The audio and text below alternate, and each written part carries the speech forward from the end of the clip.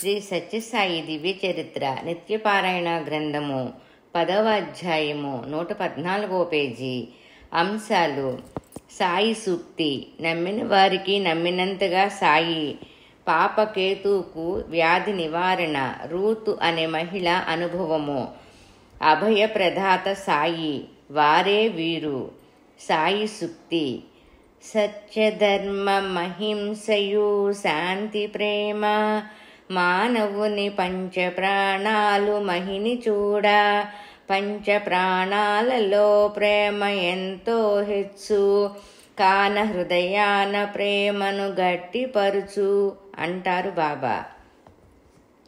సత్యం, ధర్మం, శాంతి, ప్రేమ, అహింసలు అనేవే మానవతా విలువలు లేదా మానవత్వపు విలువలు. ఇవి మానవునికి పంచప్రాణాల వంటివి.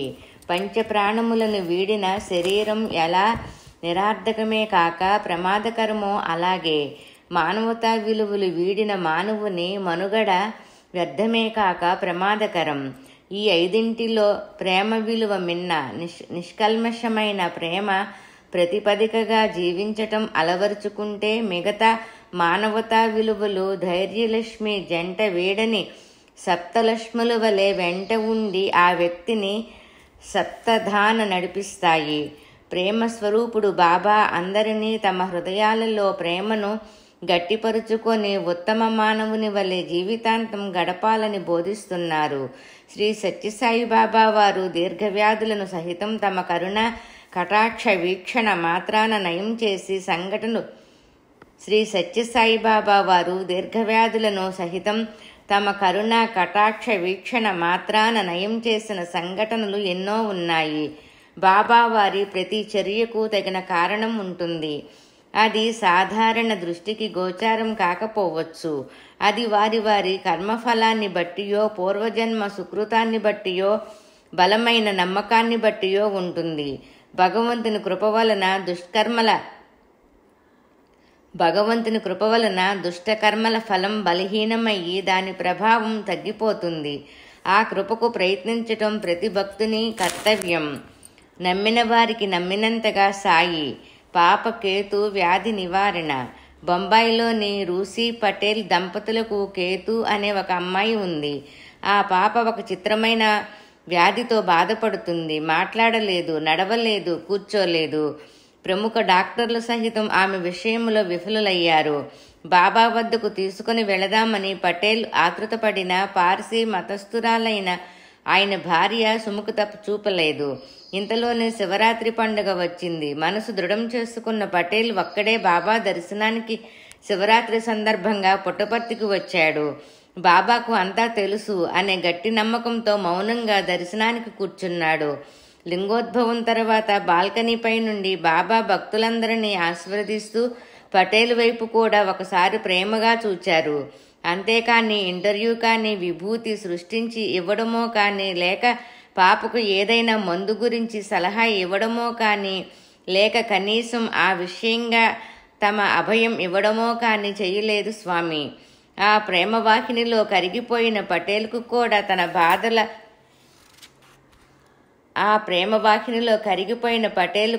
తన బాధ ఆ క్షణంలో గుర్తుకు రాలేదు. భక్తితో ప్రణమిల్లి తిరుగు ప్రయాణం అయినాడు. తిరుగు ప్రయాణం గుర్తుకు వచ్చింది. ఇంటి వద్దనున్న తన కూతురు పరిస్థితి తాను మరిచినందుకు చింతతో పాటు అన్నీ తెలిసిన బాబా కూడా ఏమీ చెయ్యలేదే అనే బాధతో అతను ఇల్లు చేరాడు. ఇంటికి వచ్చేసరికి అక్కడ పరిస్థితి వేరుగా ఉంది. అతని కూతురు డాడీ అంటూ మెట్లు దిగి నడిచి వచ్చి తండ్రిని చుట్టేసింది. అవాక్కైపోయిన పటేల్కు భార్య మాటల్లో అర్థమైన విషయం ఏమిటంటే స్వామి పర్తిలోని బాల్కనీపై నుండి తన వైపు కరుణా దృష్టితో చూచిన క్షణము నుండే పాపకు నడక మాటలు ఒకేసారి వచ్చాయని ఏనలేని ఆనందంతో అతని కళ్ళు చెమ్మగిల్లాయి. స్వామి యొక్క శక్తియుతమైన ఆ ప్రేమ దృక్కుల ఫలితం ఎంతటిదో అప్పుడు పటేల్కు అర్థమైంది. ఆ వివరాలు విన్న భార్య కూడా తమ కులదేవతకు స్వామికి తేడా లేదని గ్రహించి స్వామికి సంపూర్ణ శరణాగతితో భక్తురాలయ్యింది. స్వామి యొక్క కటాక్షపూరితమైన ఒక చూపు చాలు ఎటువంటి కష్టాలనైనా తొలగించటానికి. దానిని పొందే ప్రయత్నం చేయటం భక్తులమైన మన వంతు. స్వామి బొంబాయి వచ్చినప్పుడు పటేల్ దంపతులు కేతువును తీసుకొని స్వామి దర్శనానికి వెళ్లారు. బాబా వీరి వద్దకు వచ్చి అప్పుడు విభూతి సృష్టించి కేతు నోట్లో వేశారు.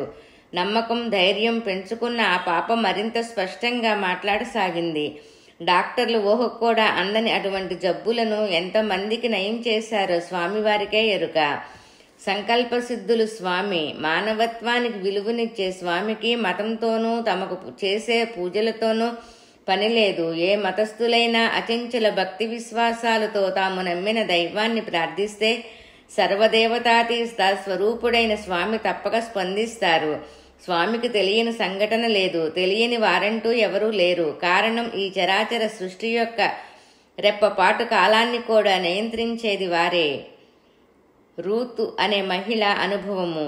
రూతు అనే ఆమె మెక్సికోలో టీచర్గా పనిచేస్తోంది. ప్రతిరోజు ఉద్యోగానికి వెళ్లి రావడంతో ఆమెకు తీరిక లేకుండా ఉండేది. ఆమెకు బాబా పట్ల పూర్తి నమ్మకం కూడా లేదు. అయినా ప్రతి మంగళవారం నాడు వారి ఇంటి దగ్గరలో జరిగే భజనకు తప్పకుండా హాజరయ్యేది. ఆమెకు చాలా కాలంగా కడుపులో విపరీతమైన నొప్పి వస్తుండేది. ఒకసారి నొప్పి వస్తే కొన్ని రోజుల పాటు ఆ బాధ ఉండేది. ఒకరోజు ఆమె భయంకరమైన నొప్పితో బాధపడుతూ భరించలేక, స్వామి, ఈ నొప్పి బాధ నేను భరించలేను, ఎవరైనా నన్ను కాపాడండి అని ఏడుస్తూ నాకు సహాయం చేసేవారు ఎవరూ లేరా అని అరవటం ప్రారంభించింది. ఉన్నట్లుండి ఆమెను ఎవరో మృదువుగా స్పృశించినట్లనిపించింది. ప్రక్కకు తిరిగి చూసేసరికి ఆమె ప్రక్కన బాబాగారు ఆమె ఉన్న ఆ చిన్న మెక్సికో దేశపు గదిలో నిలబడి ఉన్నారు. అలా బిగ్గరగా అరవనక్కరలేదు. నేనెప్పుడూ ఇక్కడే ఉన్నాను అని చెప్పి బాబా అదృశ్యమైపోయారు. అంతే. ఆ ఆశ్చర్యము నుండి ఆమె తెప్పరిల్లేలోగా బాబాతో పాటుగా నొప్పి కూడా మాయమైపోయింది. ఆమె ఆనందానికి హద్దులు లేవు. ఆనాటి నుండి ఆమె నిజమైన భక్తితో స్వామిని ఆరాధించటం మొదలుపెట్టింది. ఎంతో అల్పమైన మంచి పనైనా ఎట్లా అక్కరకు అవసరం వస్తుందో ఈ సంఘటన నుండి మనం తెలుసుకోవచ్చు. భగవంతుడు ఒక్కరే. వారికి ఉండడానికి ప్రత్యేకమైన స్థలాలు కానీ, వారికి ప్రత్యేకమైన ఇష్టాలు కానీ, ఎంపిక చేయబడ్డ అనుచరులు కానీ, ప్రత్యేక భక్త బృందాలు కానీ లేవు. మనస్ఫూర్తిగా పిలిస్తే వారు తప్పక సమాధానం ఇస్తారు, అవతరిస్తారు, అనుగ్రహిస్తారు అని స్వామి అనటమే కాక ప్రత్యక్ష అనుభవాలను ఆ విధంగా కలిగిస్తున్నారు బాబా. అభయ ప్రదాత సాయి. డేవిడ్ అప్పియాజీ అనే భక్తుడు లండన్ నివాసి. 1988 సంవత్సరంలో మొదటిసారి లండన్ నుండి వచ్చి స్వామి దర్శనానుభూతిని పొందాడు. స్వామి వీరి మొత్తం గ్రూపు సభ్యులందరితో కలిసి అతనికి ఇంటర్వ్యూ ఇచ్చారు. ఇంటర్వ్యూల్లో ఏవైనా ఆధ్యాత్మిక సంబంధమైన ప్రశ్నలు ఉన్నాయా అని అడిగారు. అప్పాయాజీ ఏదో అడగబోతుంటే, నీవు ఇంగ్లాండ్ వెళ్ళాక త్రాగబోకు అని గదమాయించారు. అప్పియాజీ ఇంగ్లాండ్ వెళ్ళాక అతని వ్యాపారం బాగా లాభించి ఎక్కువ డబ్బు రావటం మొదలైంది. దానితో అతను బాబావారి హెచ్చరికను మరిచాడు. త్రాగుడు మానలేకపోయాడు. దానితో అతనికి గుండె జబ్బు వచ్చి హాస్పిటల్లో చేర్చబడ్డాడు. అతనికి ఫేస్ మేకర్ అమర్చాలని డాక్టర్లు నిర్ణయం చేశారు. ఆపరేషన్ అంటే అప్పయాజీ వణుకుపోయాడు. తనకు చివరి రోజులు వచ్చాయని బాబా వారిని ప్రార్థించాడు. ఆ రాత్రి అతని కలలో స్వామి వచ్చి విభూతిని, అమృతాన్ని సృష్టించి రెండింటినీ కలిపి అతని నోట్లో వేశారు. నీకు ఇంకేమీ ఫేస్ మేకర్ అవసరం లేదు అని చెప్పారు. మరునాడు డాక్టర్లు పరీక్షించగా రోగి ఆరోగ్యంగా ఉన్నాడు. 2 సార్లు ఎక్స్రే తీసిన దోషం కనబడలేదు. వ్యాధి లేదు కాబట్టి ఆపరేషన్ అవసరం లేదని డిశ్చార్జ్ చేశారు. అప్పయాజీ ఆనందంతో స్వామి దర్శనానికి పుట్టపర్తి వెళ్ళాడు. అప్పటి నుండి అతనిలో మార్పు వచ్చింది. వారే వీరు.